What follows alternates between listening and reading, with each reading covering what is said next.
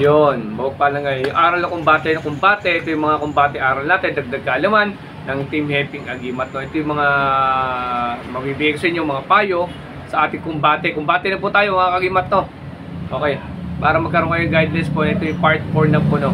Panoorin nyo muna din yung part 1, part 2, part 3. Sila po yung mga guidelines. No? Ngayon, magkukumbate sa kumbate na po tayo.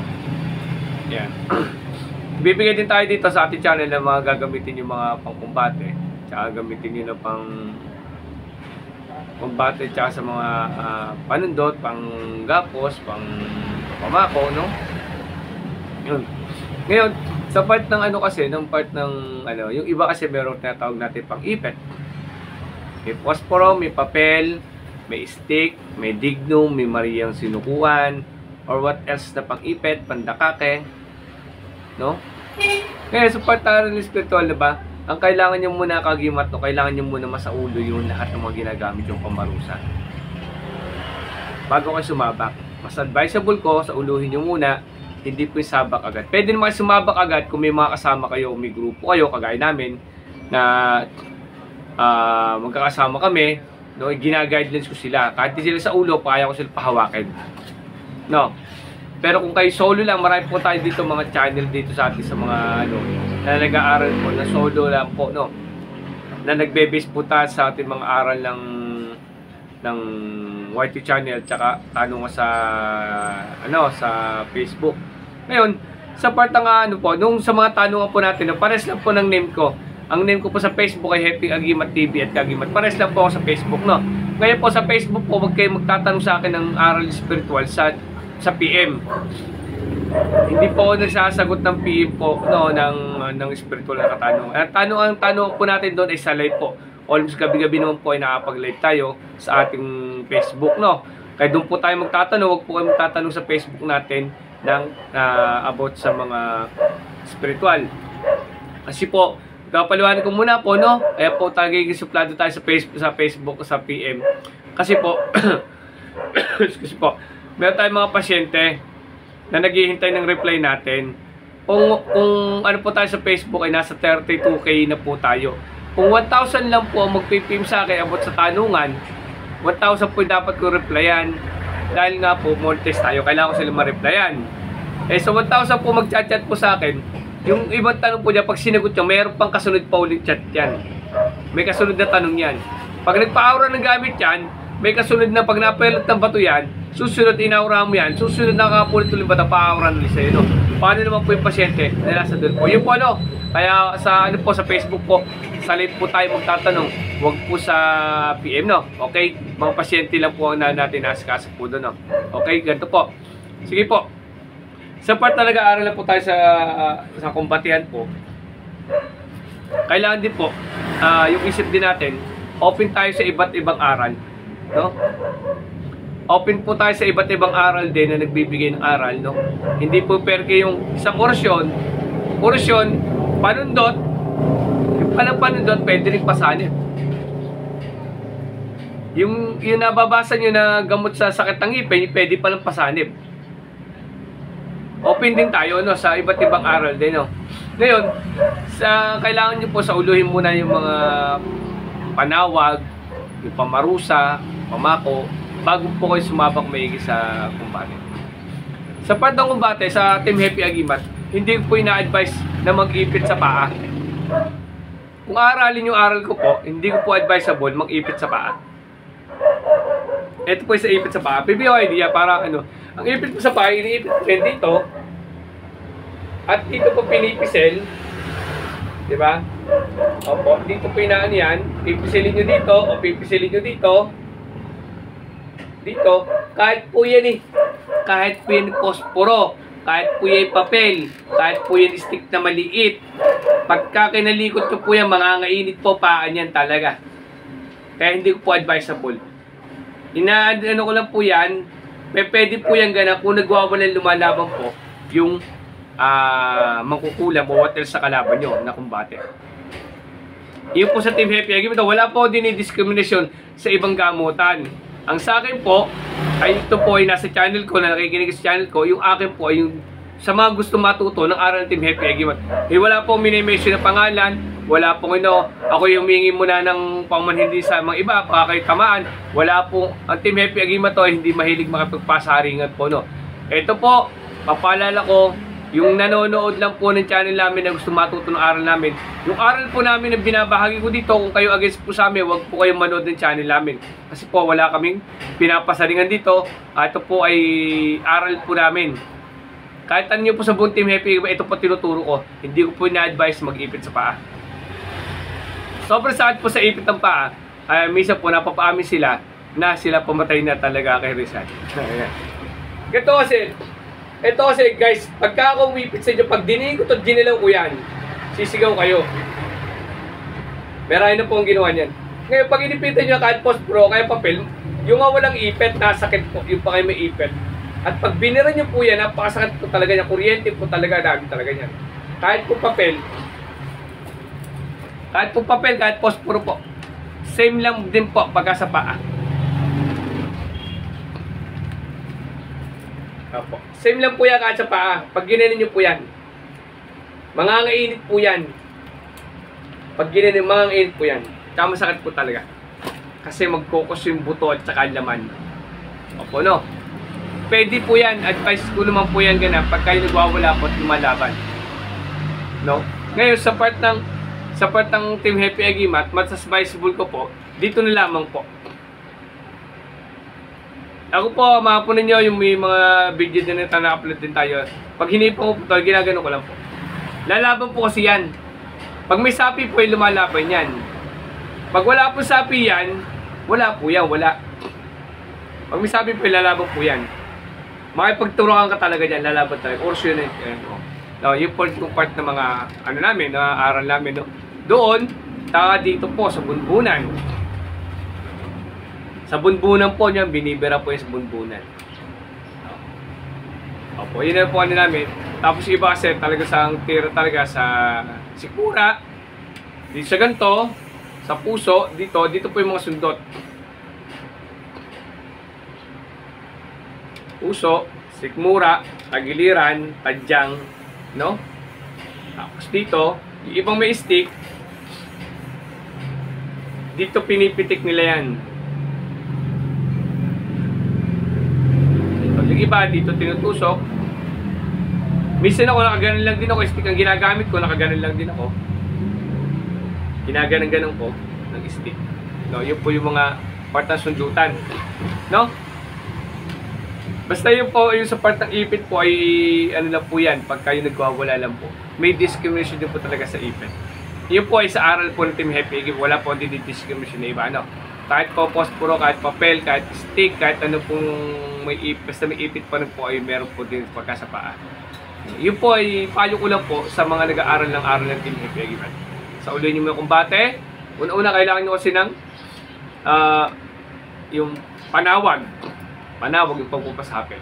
Meron po tayo dito, meron tayo dyan. Tapos, kukunin yung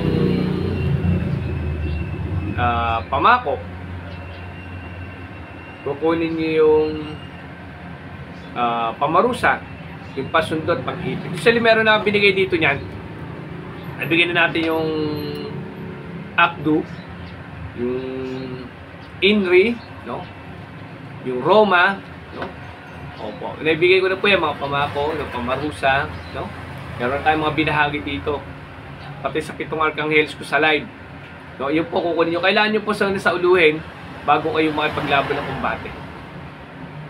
At saka siyempre, alam nyo naman, yung lagi kong inunan, so una pa lang, kailangan po kargado katawan nyo. Bago kumis ng bahay, nagdadasal na po kayo, nagkakarga ng katawan bago kayo pumunta sa gaputan.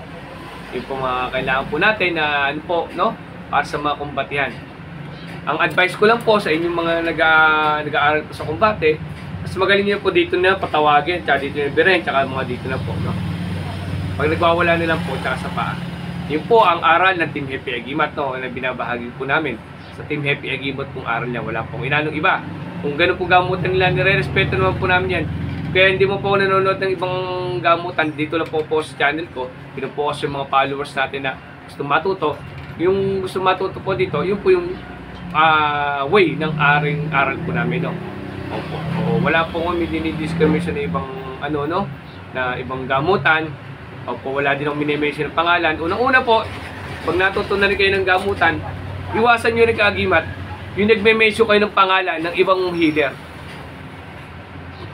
Porque ginamot ni nagpagamot kay ganito, hindi gumaling, huwag nyo nang mention yung pangalan. Kaya po hindi magkasundo-sundo ang mga manggagamot sa kapwa di ugali ng mga manggagamot. Kung ugali nyo ganyan po, huwag na po kayo mag-aaral ng mundo ng spiritual. Isa po makakasama din kayo sa mundo ng spiritual. Isa kayo sa manggugulo sa mundo ng spiritual. Pagka nag-aaral kayo ng ganan, tapos ganyan gagawin nyo. Pag natuto kayo manggamot po, huwag kayong magme-mention sa mga video nyo, huwag kayong magme-mention ng pangalan ng ibang healer. Kasi po, hindi lahat ng pasyente nyo ay gumaling sa inyo. Yung iba nagpagamot sa kanila. At hindi lahat ng pasyente nila ay gumaling sa kanila, yung iba nagpagamot sa inyo. Huwag po kayong magsisisi. Tapatan lang po din yan o hiyangan. May bayad man o wala, parehas lang po yan. No? Yung may bayad, choices po nila. Yung walang bayad, choices nyo rin po yan. May gamit, walang problema yan. No? Sa mga gamit, kung meron kayong mga pangontra na sa mga gamutan nyo, ang iwasan nyo po sana, pag natuto kayo, no, lalo sa Team Happy Agyo, iwasan nyo mag-alok. Kung may pangontra kayo dyan, choices lamang ng pasyente kung gusto nila. Diba? Choices lang ng pasyente kung gusto nila bumili ng mga pangontra sa inyo. Pero wag kayong aalok ng pangontra. Nasabihin nyo, wala kayong, hindi kayo kaya kayo babalikan kasi wala kayong pangontra. Wag nyo gagawin po yan. Sa part ng aral ng Team Happy Agimat, no? Huwag nyo gagawin na mag-alok ng pusang alok. Na hindi kaya babalikan, gawa ng mga wala kayong pangontra. Kailangan po, hayaan nyo lang kung gusto nila ng choices lang nila kung gusto nila magpangontra. No? Sabihin nila ng pangontra, walang problema. Kung mahal o mura, walang problema. Ang usapan lang po natin, huwag kayong mag-aalok ng pusa sa pasyente. Ngayon, kung may pangontra naman yung pasyente at nababalikan sila, gawin nyo, huwag nyo pabili ng gamit sa inyo. Yung gamit na lamang nila, yun yung dasalin nyo para lumakas yung karga nila. No, dagdagan nyo na ng karga yung mga orasyon nila. Yung mga gamit nila. Kaysa bumili pa ng bumili. Kawawa naman po yung iba, wala na, no. Yun po sa part ng aral ng Team Happy Agimat, no. At saka yung pakisama, pag meron kayong mga nakasamang healer, hindi porque yung natuto na kayo, lalaki ang ulo nyo. No, kagaya ng mga rules. May mga rules yung mga group, kagaya namin, may rules yan. Hindi kayo pwede yung pag natuto na kayo, sabihin nyo, hindi na pwede sumunod sa rules namin. Kasi nga meron ako kakilalang ibang healer na pwede nyo masanggahan, healer na pwede magturo sa inyo. Ayan din yung tawag na paglaki ng ulo. So, hindi po ganun. Ang maganda po, magkakaibigan tayo hanggang tumanda. Hindi pwede yung meron na ako doon ako uli, may bago dong aral. Hindi po. Yung po ay tawag doon ay kasakiman. Sakim kayo sa aral. No, hindi pwede yung ganung pagka nakakita, sunggab agad doon. Sunggab dito. Pero yung pakisama, iniiwanin nyo. Diba? Sunggab doon, sunggab dito. Ang nangyayari siya, nalilito na kayo. Kasi hindi nyo man na-aral. Hindi nyo man na-perfect yung aral, tatalo na naman kayo. Suga pa tawag dyan. Suga pa sa aral. Walang pag-asenso ng suga pa kayo sa aral. No? Walang pag-asenso yung hindi kayo marunong pakisama. No? Tsaka wala rin pag-asenso yung lagi kayo paninira. No? Hindi nyo kailangan makipagsira sa ibang healer. Hindi nyo kailangan magpataasa sa ibang healer. Ang gawin nyo lamang gagawin nyo sa pasyente. Hindi nyo kailangan i-video para lamang i-upload na nagpagamot kayo ito, nagpagamot kayo ganyan. Gamutin nyo lang. Nagpagamot sa inyo, gamutin nyo lang. O yun lamang. Kahit ikwento niya yung nagpagamot to, huwag nyo na i-upload. Ikat nyo na. Para maiwasan po yung pagtatalo ng mga healer. Sa mga bago po nag-aaral ng mga gamot. Kaya nga po sabi nila, nagkakagulo na nga dahil sa mga bago nag-aaral. Kasi nga ugali nila. Sa part nag-aaral kasi lahat sa akin, kagaya sa akin, marami sa akin halos puriin ka talaga. Lahat ng papuri. Hindi nyo kailangan gawin. kailangan nyo, lapat ang pakisama. Hindi yung makikisama lang kayo pag may kailangan kayo. O, yun po yung mga part ng aral natin. No? Yung pakisama, ilalagay nyo talaga. At saka iwasan nyo yung mga siraan. No? Na ina-upload pa natin. No? Pwede nyo pag-usapan, dagdag idea, pero hindi nyo i-upload. Kaya nga po nakakagulo sa mundo ng spiritual nga po. Kasi nga po, dahil sa mga ugali, ng mga natututo, dahil gaganyan na yun. Pag natuto na, pagmamala nila, para lamang sumikat sa social media. Na kailangan nila iladlad yung pangalan. Huwag na kayo magladlad. Di ba mag-video kayo, mag-upload kayo, mag-upload.